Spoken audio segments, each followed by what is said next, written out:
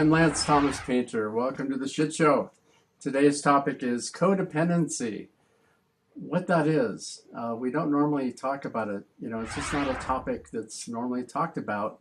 And I personally have a lot of experience in my own life working through it. So we're going to talk about the struggle of that, what that looks like, the struggle. And to define it, the easiest way I found to define this codependency subject is there is a difference between caring about somebody and caring for somebody. So there's a difference in that struggle, that emotional struggle that we deal with it, and how to define healthy boundaries in it. I'll talk about my own personal experiences, how it became that way, and how I, so to speak, in my shows, uncover, discover, and recover.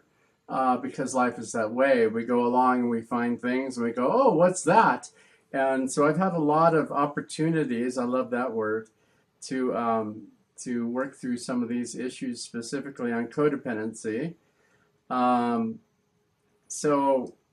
how do we identify that? How do we learn about and talk about healthy boundaries in this, in coexisting with people? Today we have a wonderful guest to the show, Mrs. Sherry Richards. Miss Sherry Richards, yes, here to the show. And she has a book. She's the author of a book called Dancing with Your Dragon.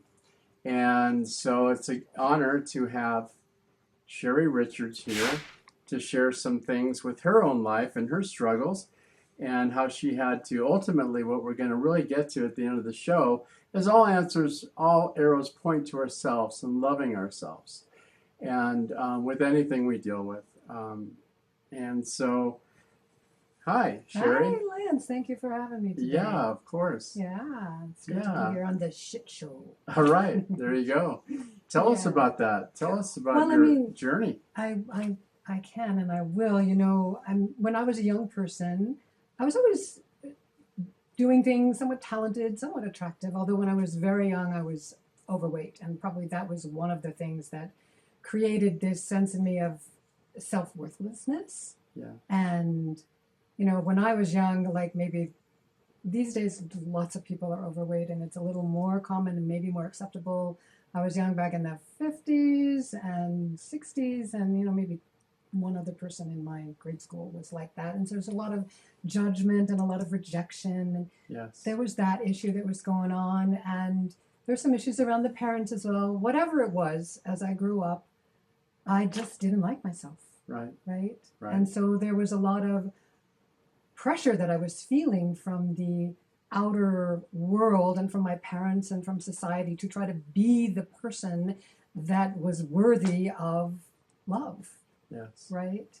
But as much as I would strive to achieve all those things, it's kind of like never quite good enough to feel like I was deserving the love, until I realized, as we all must, that love has to start on the inner. Yes. And so the title of my book, and I know you're writing a new book too. A new book, yes. I have an existing book, yes. Yes, but it's all the same topic. Yes, and the title of your new book, titles say a lot. So the title, which I struggle with my title, Dancing with Your Dragon. Yes. The Art of Loving Your Unlovable Self. There you go. Right. So Beautiful. What is that unlovable self? Like what right. is that?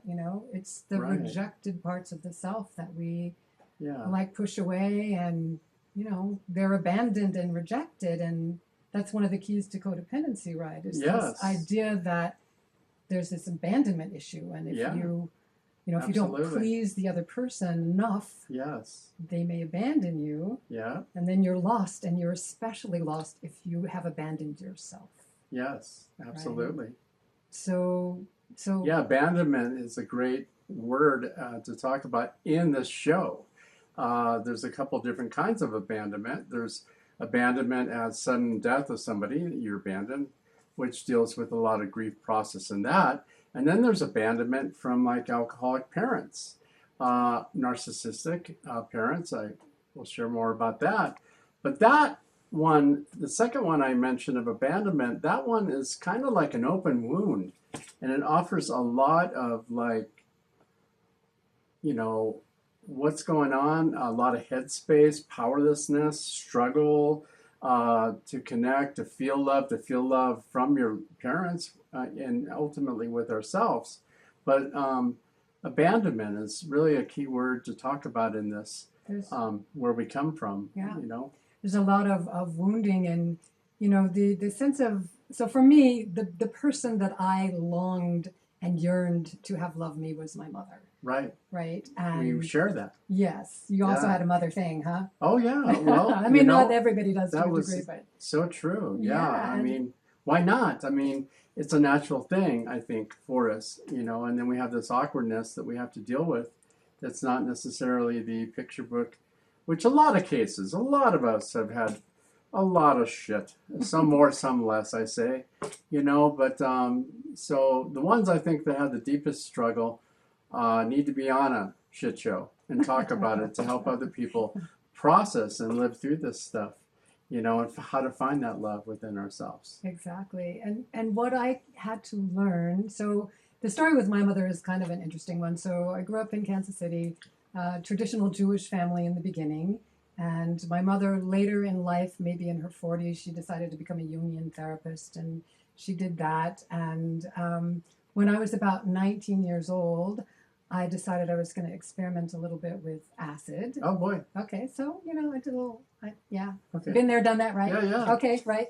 And these days there's a lot of research out there about acid leading toward God, which I did definitely have an awakening when I took that acid trip. And in fact, I didn't really come down from that trip for several weeks, right? I hear you. It freaked my mom out, right? Because I shifted from this place where I was kind of, not liking myself and not really having my own power and not really feeling like I was me, to all of a sudden having this awakening and feeling like, wow, something amazing is going on here, and I can touch into this God space, and magic can happen. Absolutely. And magic was happening. Anyway, I don't want to get too far off into this story, but bottom line is, she chased me around for like 3 weeks, tried to get me to go to all these different therapists. I just wanted to kind of commune with nature. In the end, she had me committed to a mental hospital, and while I was there, my 20-year-old boyfriend, I was 19, I was living with him at the time, the two of them got together. Oh boy. Yeah, so that was shit. And that's some shit. Tell you what. And then they lived together for a couple of years, and then she went off to India and became a spiritual teacher. There you go. Right. Wow, and so some years later, I moved here in 92. She moved here in 94. We were somewhat estranged during that time, and I was busy trying to heal myself from whatever I had as a child into, my mom ran off with my boyfriend, became my identity for a long time as I was trying to work through that wound. But she came here and she started a meditation academy, and it was a profound place to be, and I hung out there for like 10 years, and I learned a lot of things that, even though I'd had a lot of therapy and a lot of other ways to try to help myself, being in this particular school provided me with techniques and meditation skills that took me way deeper and really helped me begin to really heal. She passed away in 98, and my mom passed in 98. Well, how about that? They went on. They did. They went on. They sure taught us a lot, didn't they? We've mentioned this before when we were talking, that we both agree that I learned years ago that this is a school, and I came to believe that I chose my parents, and I definitely chose my mom. Yeah. And you feel the same way as I understand. Absolutely, yeah. And that sense of self-responsibility is what has helped me immensely in my journey. Because if you're just blaming the outer person, you're a victim of that, you ain't going anywhere. The victim blame bench, Not happening. And that's what I write about. That's what I talk about. Yes. I believe too. I believe I go back so far back on no victim as I chose my parents. Right. And I was in 8 foster homes, and it was crazy and all that. But today, I believe I chose that. It's almost as if I said, bring it on. Just bring it on, man. Exactly. But I have to live in Southern California, and I have to have skateboards. And you need some pleasure. There was a part, Something needs to be pleasure. So, and music. It was rough. There was a lot of tough struggle. going through that emotional stuff and working through it and finding ourselves in it and trying to understand it. But, on a powerful soul level, that is quite a bit of choice to make to accomplish. And Exactly.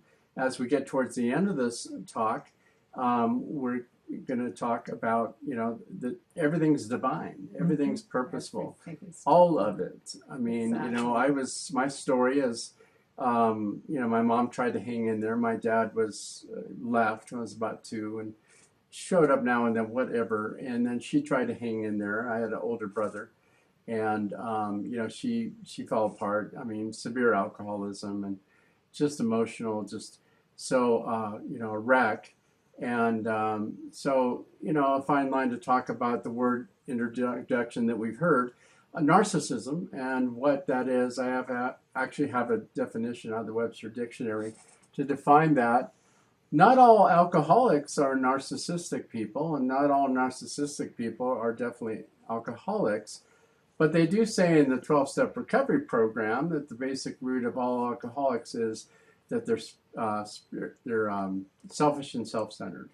So I had that opportunity in my life because I had 30 years of recovery in the rooms of the 12-step programs. Of course, I was a party animal. I really had fun. I mean, I think my first LSD was 14 years old. Oh, wow, you were young. And, all that stuff. And it's like, woohoo.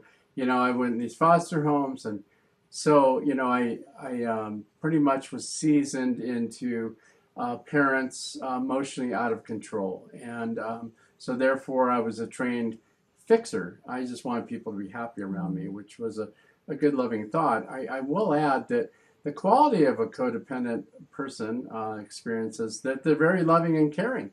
They really want, but too much. Where's the boundaries? Where had to learn, have to learn about tough love and these things through this experience.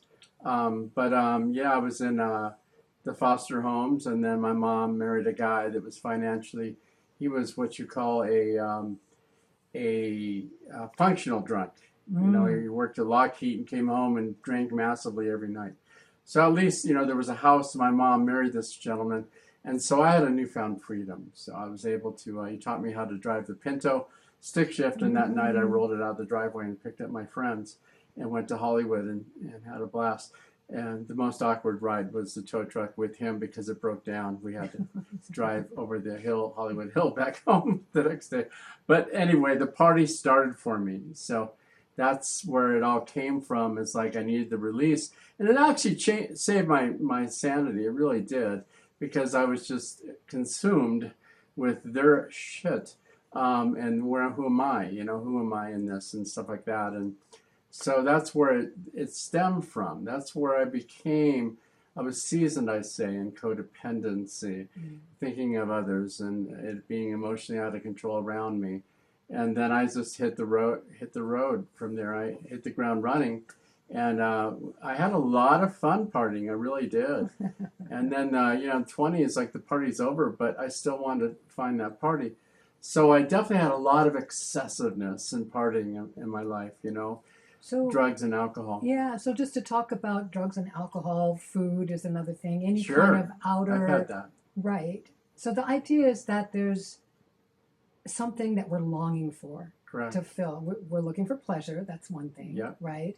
But often there's this hole inside. Yeah, some that's right. thing deep in there. And we're thinking if we're looking outside of ourselves that we can fill that up. That's right. And it could be drugs, alcohol, food, sex, Yeah. Those kinds of things. It could also be career ambition or worldly success Yes. or beauty On or the outside.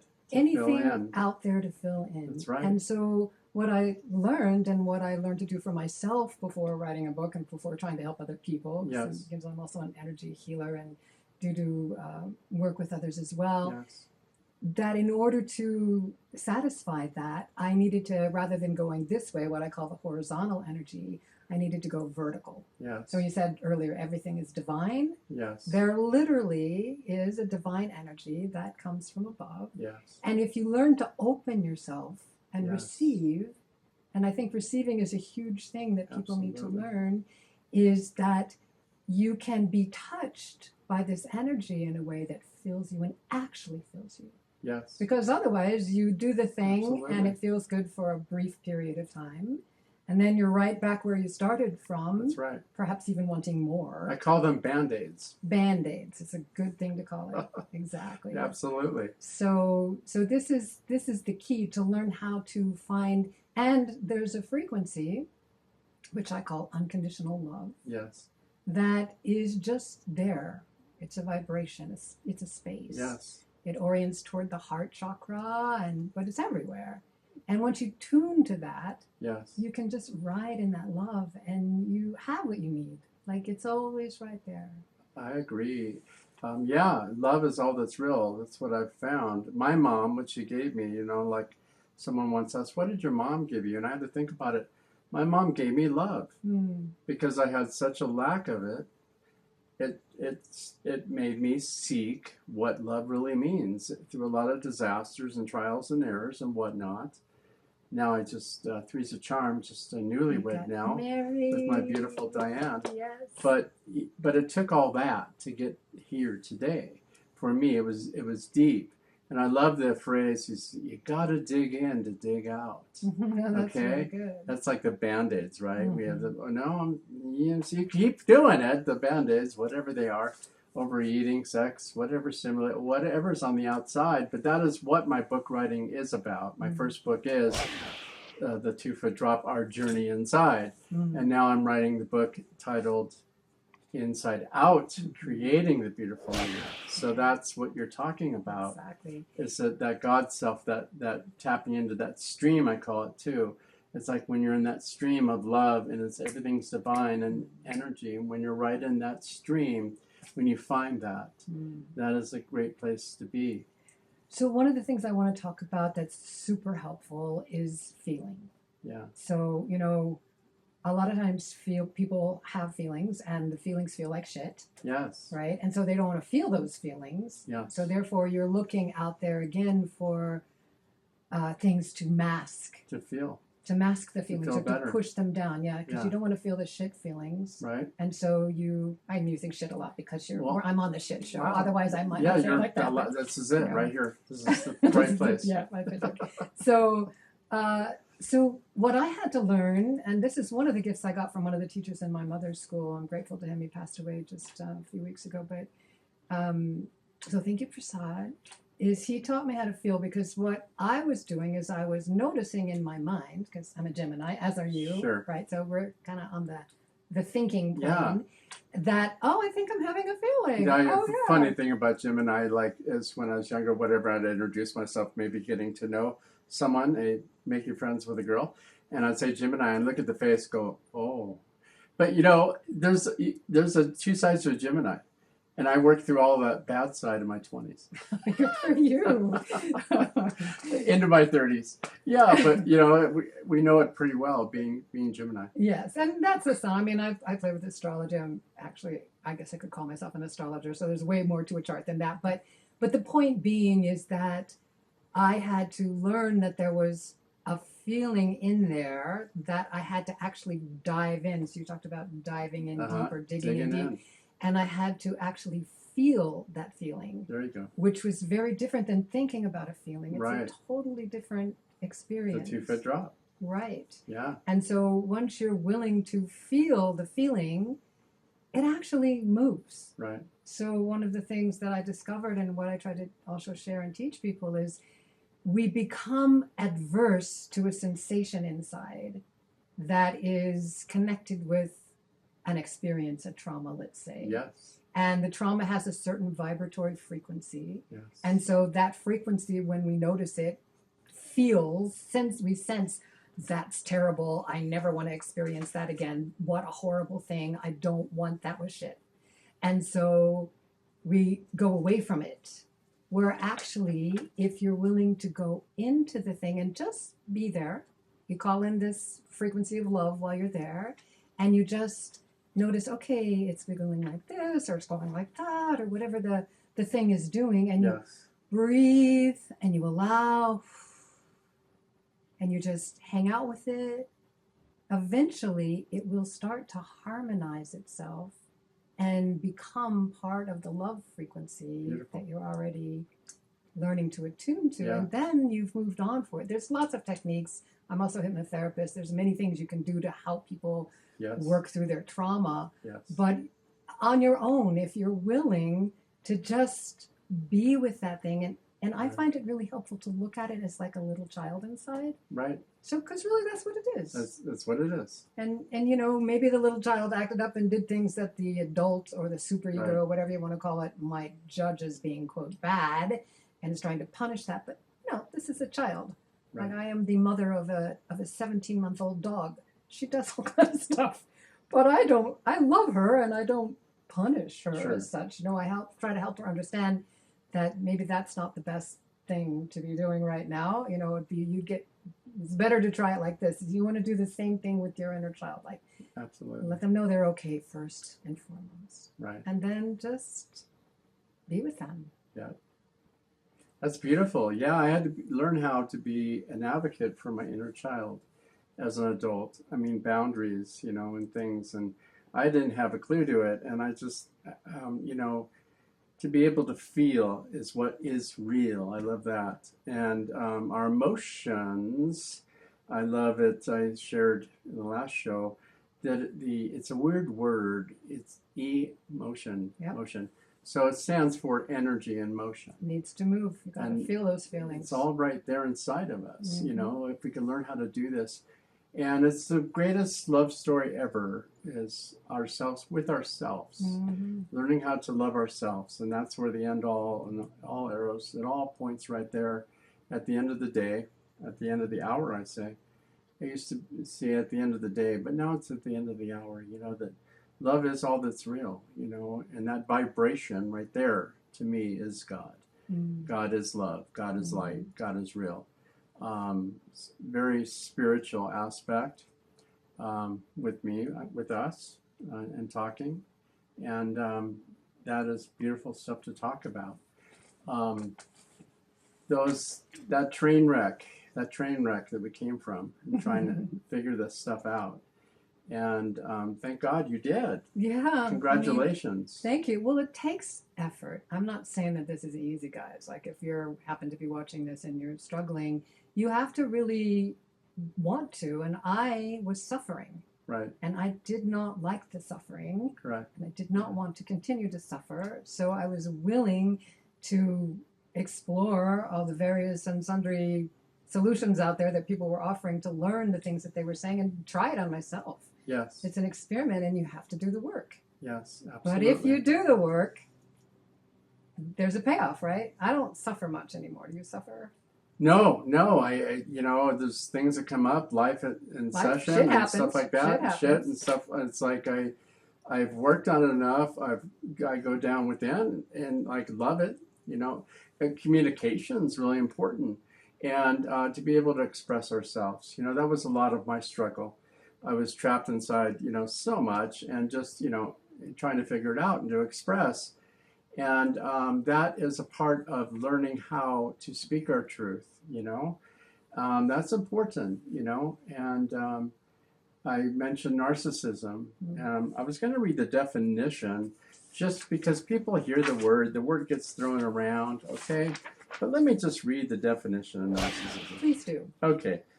Is someone with excessive sense of self-importance, a constant need for admiration, and a profound lack of empathy for others, which may manifest as a personality disorder or a pattern of self-centered, arrogant behavior that damages relationships and is inconsistent with a loving relationship. This pattern is marked as grandiosity, entitlement, exploitation, and a tendency to disregard and exploit others' needs for personal gain. Yeah.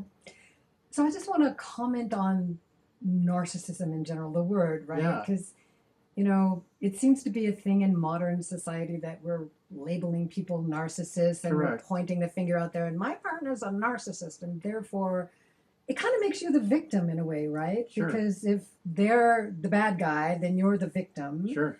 And when I hear the description, even when I sense into it, it's kind of like I hear there's a hurt little child in there, in the narcissist, that actually needs some love, just like I agree. we all do, right? Absolutely. And so I'm kind of wanting to look at the opposite of codependency and where we're going with our relationships into something that I want to call mutually supportive. Yeah. So rather than codependent, we're still loving each other. Mhm. We're still caring about each other. Right. But we're feeling into what the other person actually needs Yes. and supporting them instead of trying to give them what they need so that we can feel like they're going to for sure love us. I agree with you. Right? Yeah.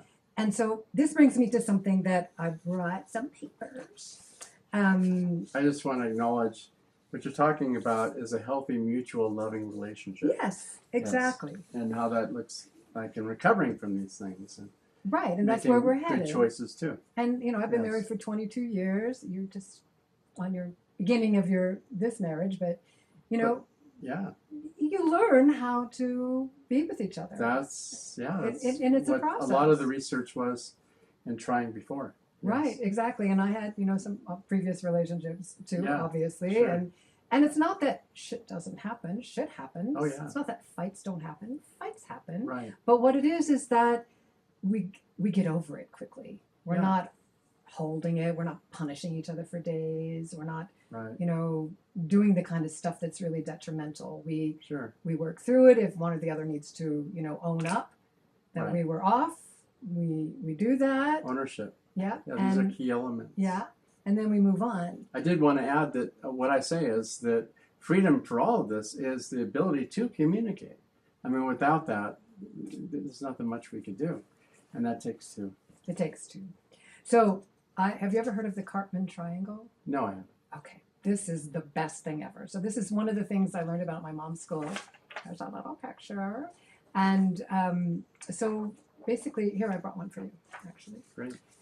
So what it is there's 3 points to the triangle. There's the victim, the rescuer, and the persecutor. Okay?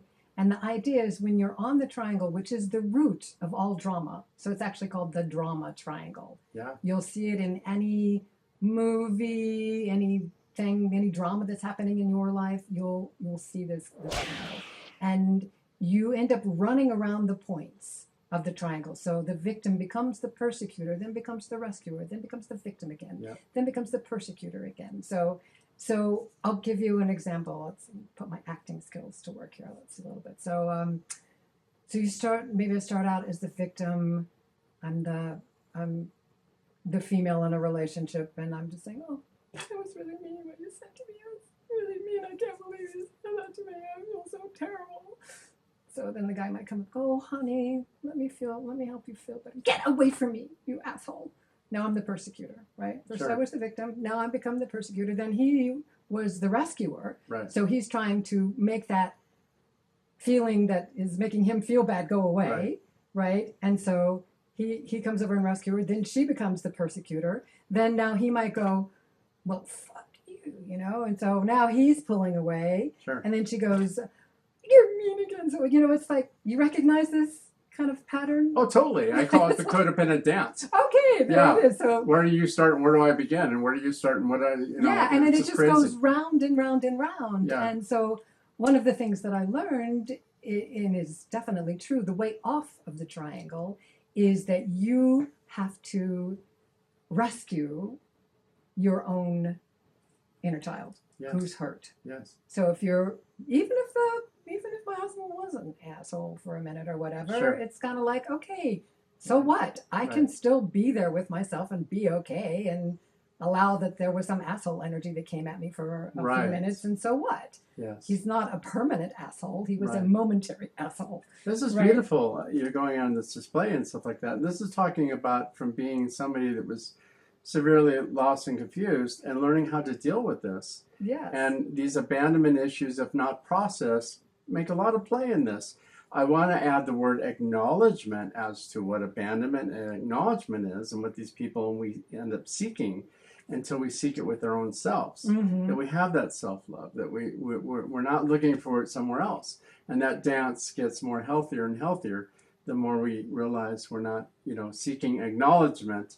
You could be an asshole and I don't have to own it. I don't have to, you know what I mean? So you could love it, but until you've dug in and identified some of these things, this is what it looks like when you have. That's beautiful, what you're bringing to us. It's really amazing. You can look it up. It's called the Karpman drama triangle. But I want to talk for a while about the point called the rescuer, because I think the rescuer plays a lot in codependent relationships. Primary. So but the root of the rescuer that makes it different from being a mutually supportive partner is that the rescuer is looking for a payoff. Sure. And the payoff is, approval, or thank you for loving Absolutely. me, or aren't you grateful That's that I a great- took care of you, Yes. or something like that. Yes. So if you're in that Right. dance, what I call the triangle, what you're calling the relationship dance, is that what you called it, or The codependency dance. the codependency dance? Whatever. And you're stuck in there, then Right. take a look at yourself and see, am I trying to get something from my giving? Therefore, coming from a self-centered kind of place. Yeah, because by in you. your caretaking. And for me, I had to look at really hard is if I could just get everybody to act right around me, I would feel good, Yes, exactly. And you're talking about it's like inside out, trying to create that. But that is a good aspect to look at, is that codependency can be a lot of self-centeredness in it, and stemming from that. And of course, it's a healthy, loving thing to want people to be happy around you and try to fix it. I was the trained fixer, there I am. But then it turns into control. It turns into, if I could just fix you, and that whole boundary that's passed and crossed, and that dance that goes on, Mm-hmm. and just allowing somebody to be them and stand next to them, Exactly. and once we've dug in to really look at some of the stuff within ourselves, we could get to that healthy place where we're not affected. We don't have to go down the rabbit hole with somebody else's shit, and we could just kind of just love that. But yeah, that whole dance and getting to that and realizing that's beautiful to talk about. I renamed the rescuer in my work also the fixer, Right. because that is one of the things that it does try to do, and it's always looking out to try to make the thing out there more tolerable Yes. for Us. for the self. Right. Yeah. Right. Whereas Totally. if you are developing that unconditional love frequency, Right. it just accepts everything. Right. Like it can tolerate. And I find it interesting to think of the word tolerance. So if you think of it in terms of a disease perspective, Sure. it's like a person who can tolerate a lot of stuff is a healthy person. They've got a healthy immune system, right? They can Sure. process. And I don't want to get into, so there's always like an opposite side to this. I'm not saying if you're in an abusive relationship, you should tolerate abuse. Absolutely. I am not saying that. As part of this is making healthy choices too. Right. And we might need to get out of something like that. Right. I've read the book. It's a great book. It's called The Verbal Abusive Relationship by Patricia Evans. And that is, nobody touches on that quite as much. That really saved my life in understanding things. And not always they're going to change. And we got to take care of ourselves. So therefore I've been in a few relationships, but not because I'm not willing to try and work on it with a loving relationship, because sometimes we just have to get to a place where we have to, take care of ourselves. Mm-hmm. And that is a part of healthiness, is being able to say goodbye with love too. Yeah. If Because it's unhealthy. if both people are not taking responsibility to the point where their relationship can move and grow, then Yes. at some point, then maybe that relationship that's just complete. Yes. And it's time Exactly. to move on. So we're all in this world and stuff like that, and time and length of time, and with this or staying with this person. I had a friend in LA. He goes, "Gosh, you have another cell phone number again?" Yeah, joking around. Yeah, I'm a mover and a shaker. What would I say? My ex-wife, I'm moving, whatever, trying to find the world and where, which is Sedona, a beautiful place. But yeah, just we live in that kind of world where whatever it might be from our upbringing, whether it's church beliefs or religion or whatever, that saying goodbye in a relationship is something negative. But as long as you know that you're giving it your all, and you're actually really trying and willing to communicate and work on a relationship, and that you don't have that mutuality, you might need to say goodbye to that. Mm-hmm. Yeah, and that's just part of it. And you have to grieve that loss. Sure. And that's part of the Grieving. feeling of the feelings, and Yeah. just trusting that you're going to be there for yourself, and you're going to hold that space until the next one comes, right? To learn. Fergie actually has a cool song about that, about processing it and coming to a freedom part where you're able to go on. But you have to look at it, and you have to process, and you have to grieve. Yeah, you have to feel. Otherwise, you're going to bring it to the next one. Feel your feelings. That's right, because you'll just create the pattern again. That's right. Part of that mirror. That's right. I want to do one more little bit about the triangle, because one of the most freeing things is when you can recognize that the triangle is also happening not with just an outer person, but it's happening all the time in your own head. Yes. And you may identify with one or the other parts of the triangle, so that you kind of get caught in that particular archetype. But I'm going to do a little acting thing here to just take you through what it might sound like in your head.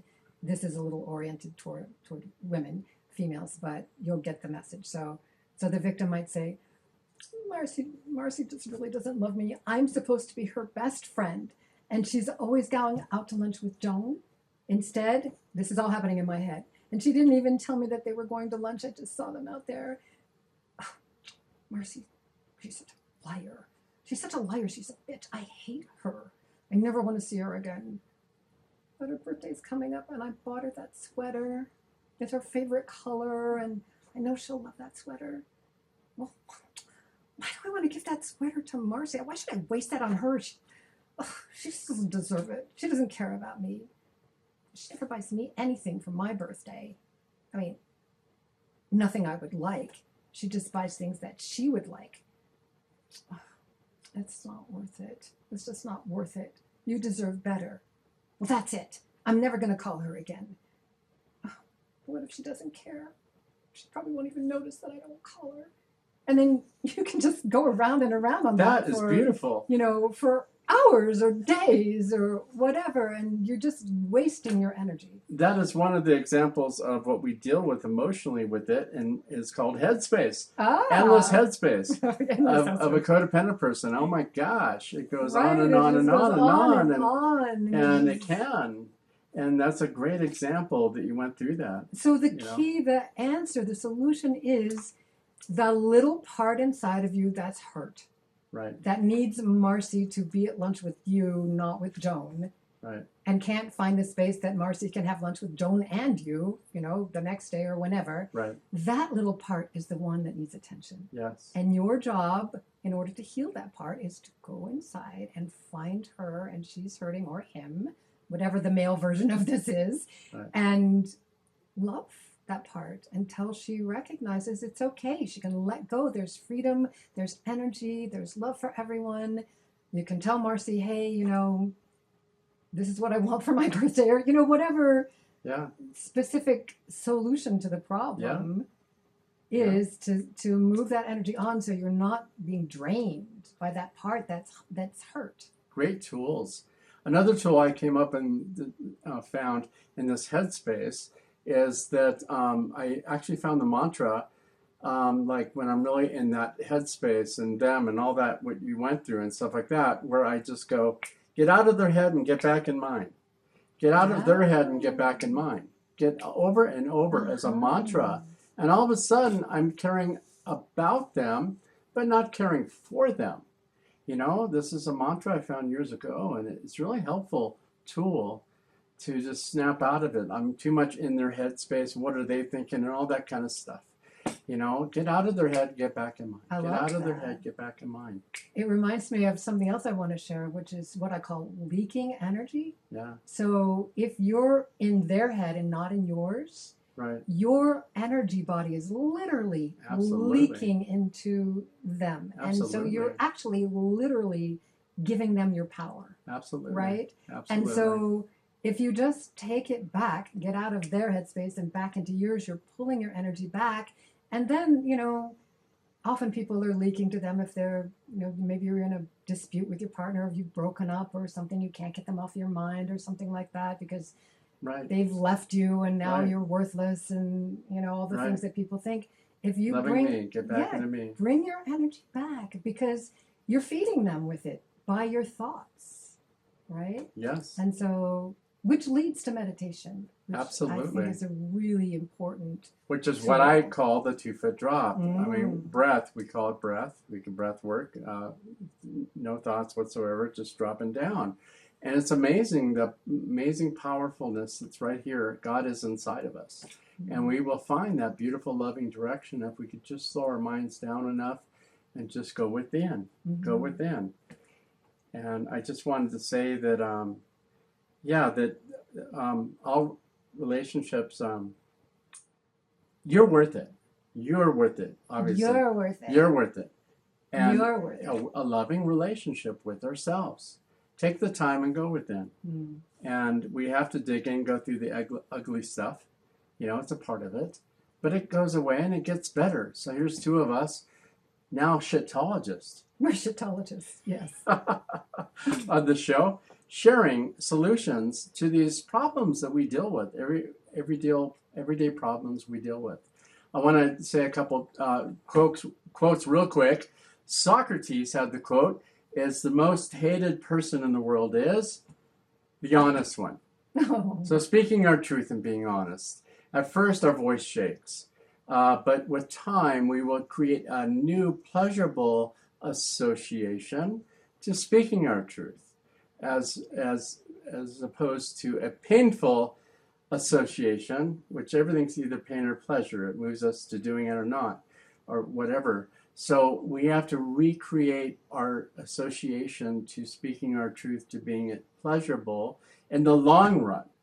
Overall, that's headspace, stuff like that, as to speaking our association we may have had, speaking our truth and being barked at or whatever it is, and shut down from speaking our truth. So this is a process to learn how to do, as it being a pleasurable thing to speak our truth. Another quote by Nelson Mandela is, "How often in our lives do we feel we have to shrink our light next to somebody so it's not awkward," and that happens. I mean, look at just recently what happened with, I'm not political, not getting political, but speaking truth. You might get assassinated. I mean, I'm just saying that there is something about it that wants to suppress us from speaking our truth, whether it's our family of origin or our life partner, whatever it is. But speaking our truth is always important. Yeah. And I agree with that totally. And I just want to add, the more aware you are, the more self-aware, if you can speak your truth from the heart, yes, as opposed to from another part, like maybe the power center or something like right. that, it might be more easily received, and yes. then maybe you don't get assassinated. That's what I say. It's like... So, well, yeah, but then again, there's people that just don't like what you're talking about, even if it's not from truth, but as well. But I agree with you, as to speak your truth with as much love as possible. And at first, it doesn't look good. It comes out like what I call emotional Tourette's. You see, if you haven't spoken your truth in a long time, at first, it's that way. But with love and practice, that you can learn how to speak your truth with love and be around people that see who you are too, that pay attention and acknowledge who you are. And these are life choices that we make, and creating our world and our life around us. Yeah. Love. Love. That's totally what it's about. And how are we doing on time? Great. I think I just want to, we covered quite a bit. We have 6 more minutes? Well, with that, we're just going to go into...